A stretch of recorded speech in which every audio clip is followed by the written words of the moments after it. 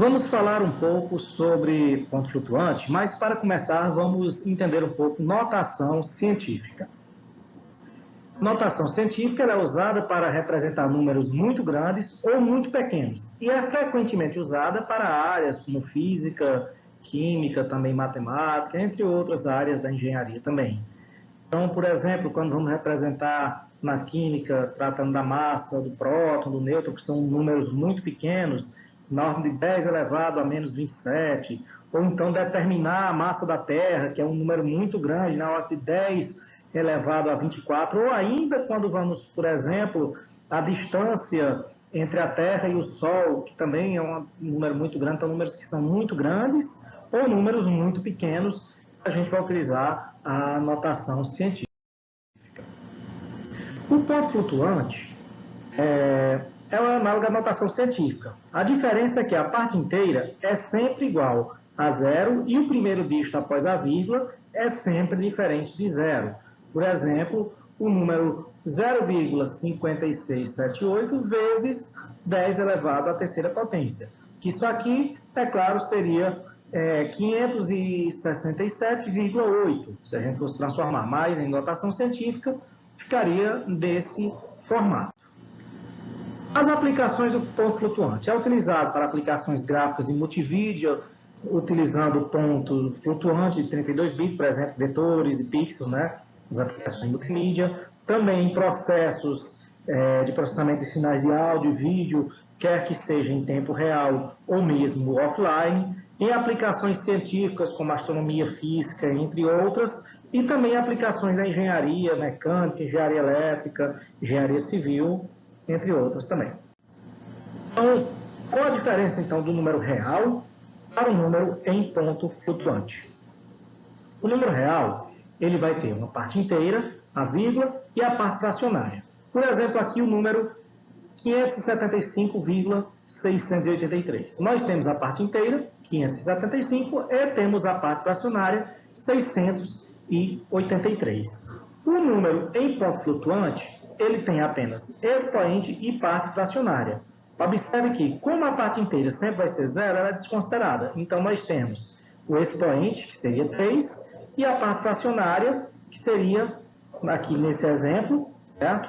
575,683. Observe que esse número aqui é este mesmo número real, só que transformado em ponto flutuante. Porque quando nós multiplicamos todo esse número por 10 elevado à terceira, nós vamos ter exatamente o retorno ao 575,683. Então, aqui nós temos a diferença básica entre o que é um número real e um número em ponto flutuante. Ok? Os números em pontos flutuantes, eles podem ser usados para modelar um sistema de números reais da matemática.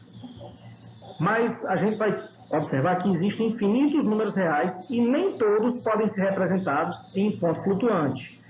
Há muitas inconsistências entre o comportamento de números de ponto flutuante em base 2, por exemplo, binário, e os números reais, mesmo em casos muito simples, como, por exemplo, a fração decimal 0,1, que em binário, quando a gente vai representar o decimal 0,1, se transforma numa dízima periódica, que aqui nós vamos ter 0,00011, 0011, 0011, e isso vai ficar se repetindo infinitamente. Isso aqui quando a gente transforma o 0,1 para a base binária.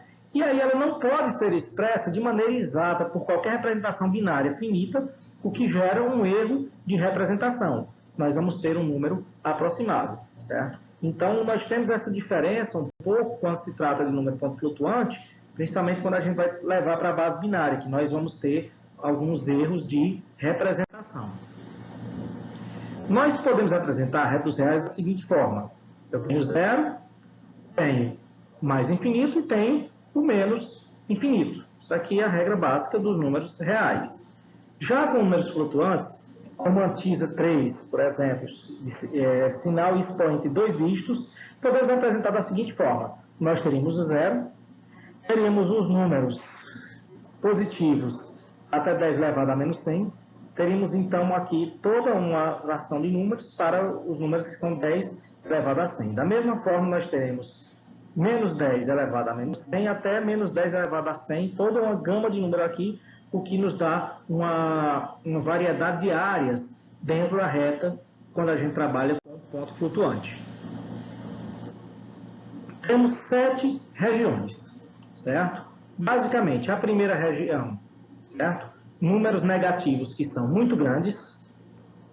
Nós temos números negativos representáveis, isso é que nós podemos representar em ponto flutuante. Números negativos que são muito pequenos, eles estão aqui num tamanho que é muito pequeno para ser representado em ponto flutuante. Nós temos também o zero. Temos números positivos muito pequenos, que são números tão pequenos que não se apresentar em ponto flutuante. Números positivos representáveis, certo? E temos o que a gente chama de números positivos muito grandes, que aí nós não podemos representar em ponto flutuante. Ok? Vamos ter o que a gente chama de erros. Como todos os números não vão poder ser representados, vão ocorrer os seguintes erros. O primeiro erro que pode ocorrer é o erro de overflow, que é quando a magnitude do número é muito grande para ser representado, certo? Que é muito também chamado na computação como excesso de pilha. Temos o erro de underflow, ou erro de falta, que aí é quando o número é muito pequeno, mesmo para ser representado, que é o stack underflow, certo? Que é quando ocorre que a gente tem um número muito pequeno e a gente não consegue a representação dele. Se o número não pode ser representado, ele é arredondado utilizando-se o número mais próximo que é possível de ser representado. Aí nós entramos no padrão I3E754. Mas primeiro vamos tentar entender o que é o I3E. O I3E, que é o Institute of Electrical and Electronics Engineers, Instituto de Engenheiros Eletricistas e Eletrônicos, é um instituto que trabalha com a padronização, no caso, de padrões numéricos, de padrões científicos, de vários padrões para a parte de engenharia elétrica, eletrônica, entre outras, inclusive a computação. Isso aí é o símbolozinho do I3E, muito conhecido, principalmente para quem é da área da computação, da informática, pessoal da área de engenharia elétrica também, certo? E ela padronizou em 1985 a representação de ponto flutuante, com o objetivo de unir as diversas implementações em máquinas de registros e operações em pontos flutuantes, inclusive computadores. O nome do padrão que nós utilizamos se chama I3E754, é o padrão de ponto flutuante. Esse padrão possui 4 tipos de registros diferentes.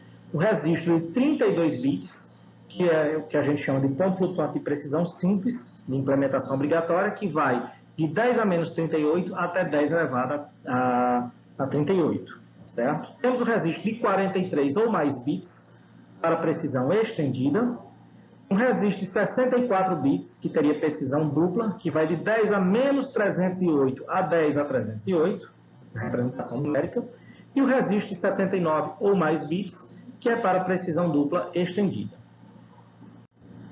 No nosso caso, vamos estudar o registro de precisão simples de 32 bits, que é o que tem implementação obrigatória.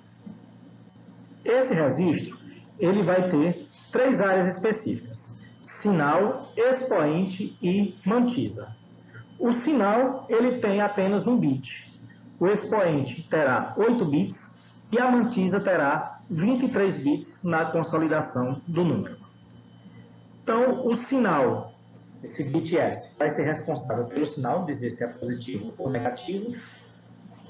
Os 8 bits de expoente são responsáveis por representar qual é o expoente do número representado. E a mantisa, que são os bits 22 ao bit 0, vão ser responsáveis pela mantisa. Isso é aquela parte que está logo depois da vírgula. Okay? O S, o bit de sinal, ele pode ser 0 se o número for positivo ou 1 para o número negativo. O expoente vão ter 8 bits que podem ir de 0 a 255. Sendo a representação 0 e a representação 255 reservadas, podendo variar, então, nesse caso, de 1 até 254. Pelo padrão I3E754, o expoente ele vai estar deslocado em 127, um excesso de 127. Ou seja, os expoentes poderão ser de menos 126 a mais 127, somando 127 ao expoente. Então, essa que é a área do expoente, que vai de menos 126 até 127, até mais 127. Essa é toda a gama, o range de bits do expoente. E a mantisa, certo? No padrão I3E, possui os primeiros dígitos posicionados à esquerda da vírgula igual a 1. Por exemplo, eu tenho um número, vou representar ele em ponto flutuante, então o meu primeiro número, logo após a vírgula, é 1, e todo o resto fica depois da vírgula. Então, quando eu vou transformar, eu tenho que deslocar essa vírgula até o primeiro 1, certo? E fazer aqui a representação dele, colocando quanto essa vírgula foi deslocada aqui no expoente do meu número. Ok? Então, vamos ver como é que a gente vai converter para o padrão I3E754. Vamos pegar uma representação de um decimal qualquer, por exemplo, 13.345,875. O primeiro passo, eu tenho que converter esse número em binário, que vai me dar este número aí.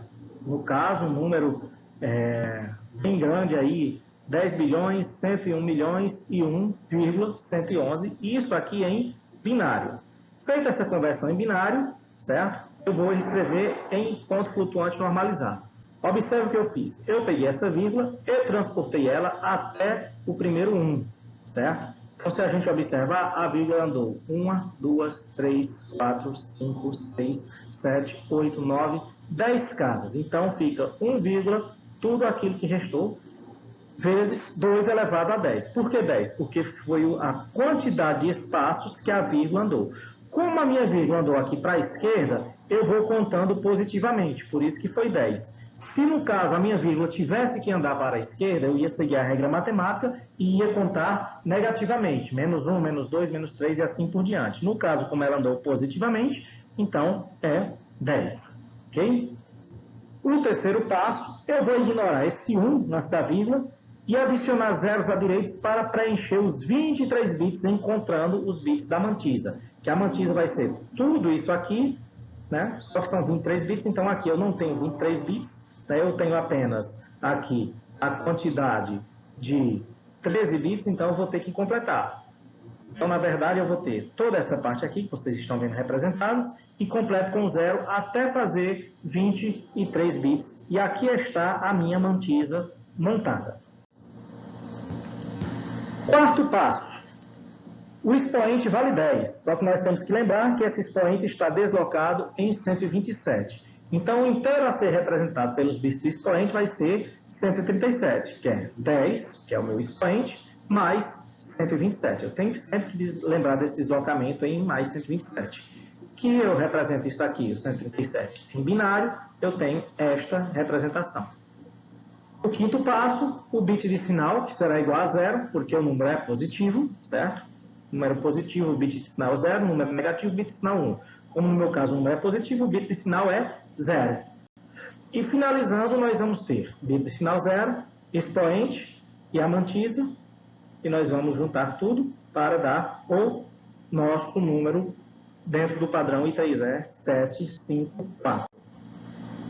Então, juntando tudo, o equivalente a 1.345,875 dentro do padrão I3E 754, seria este número que vocês estão vendo aí na frente, um calhamaço de 32 bits, e que nós representamos então em hexadecimal como 44A83C00, que é a representação desse número. Por que esse número? Se vocês observarem aqui, é 4 também, juntando de 4 em 4 bits, né? Transformando em hexadecimal, como vocês devem recordar, eu pego apenas a junção de 4 em 4 bits. Então, eu tenho 4, aqui seria 10, que aqui em hexadecimal é A, aqui eu teria 8, aqui eu teria 3, aqui eu teria C, aqui seria 0 e aqui também seria 0, okay? Que nos dá esse número em hexadecimal. Vamos fazer aqui outro exemplo, né, para fixar bem esse conteúdo. Vamos pegar agora um número negativo, 0,2145. Convertendo em binário, eu vou ter menos 0,1011, ou 1011 em binário. Vamos reescrever como ponto flutuante normalizado. Observe, então, que a vírgula agora ela andou para trás, andou de forma negativa. Então, vai ficar menos 1,011 vezes 2 elevado a menos 1. Lembrando que o expoente aqui ficou negativo porque a vírgula, nesse caso aqui, andou para a direita. O terceiro passo, nós vamos ignorar o 1 antes da vírgula e adicionar zeros à direita para preencher os 23 bits, sem contar os bits da mantisa. Como aqui eu tenho apenas 3 bits, eu vou adicionar 20 bits, tendo aqui a minha mantisa sido encontrada. Ok? Então vamos para o nosso quarto passo. No caso, determinar o expoente, como o expoente é menos 1, com o deslocamento de 127, o inteiro a ser representado vai ser 127 menos 1, que é 126. No caso, transformando em binário, eu vou ter aí este número, que é 126 em binário. O quinto passo agora é o bit de sinal. Como o número é negativo, o bit de sinal é igual a 1, determinando o número negativo. E finalizando, nós vamos ter sinal, expoente e mantisa determinados. Agora só precisamos juntar esses números e obter o nosso número padronizado, padrão I3E754. No caso, o registro equivalente a menos 0,2145 seria basicamente isso que vocês estão vendo aí na tela, esse calhamaço de número, onde nós, colocando em hexadecimal, vamos ter FF200000. Por que vamos ter isso? É só transformar aqui em hexadecimal. Lembrando, pegando de 4 em 4 bits, eu vou ter aqui os 4 primeiros bits 1, que seria o 15, que é F, depois mais 4 bits em 1, que representa F, depois nós vamos ter 0011, que seria 2, e depois conjuntos apenas de zeros, que é o que nós temos aqui, e aí nós conseguimos a nossa transformação do padrão I3E754, né, desse número que nós tínhamos, ok? Temos alguns casos especiais. O que são esses casos especiais? Por exemplo, mais e menos infinito. E nós vamos ter um expoente na representação dentro do padrão. O expoente seria igual a todos os bits como 1, e mantisa igual a 0, e o sinal como 0 ou 1, certo? Representando aí mais ou menos infinito. Os zeros, positivo ou negativo, né? É uma coisa meio louca isso. Mas eu teria o expoente igual a 0, e mantisa igual a 0, e o sinal como 0 ou 1, representando 0 positivo ou negativo. E temos também o NaN, ou Not a Number, que é reservado para operações ilegais, como raiz de números negativos, por exemplo. Certo? O expoente seria igual a 1, isso é tudo 1, e a mantisa com números para diagnósticos. Okay? Por exemplo, aqui, certo? Vou trabalhar aqui com uma precisão simples, para representar o zero, positivo ou negativo. Observa que o expoente é todo 0, o sinal pode ser 0 ou 1, e a mantisa também é toda em 0. Para representação infinito, para dizer que é um número infinito, o expoente é todo 1, o sinal fica em 0 ou 1, certo? E a mantisa também é toda em 0. Os Not a Numbers, que é utilizado aí para sistemas, para representar erros de sistema, sinais de controle, certo? Basicamente eu tenho o sinal como 0 ou 1, o expoente todo 1, e a mantisa eu vou ter alguma representação numérica, aqui eu coloquei uma representação aleatória, onde essa representação numérica vai ser relacionada a algum código de erro de alguma coisa da máquina do sistema computacional. Beleza? Espero que vocês tenham compreendido bem o nosso conteúdo de hoje e nós ficamos por aqui. Um abraço e até a próxima aula.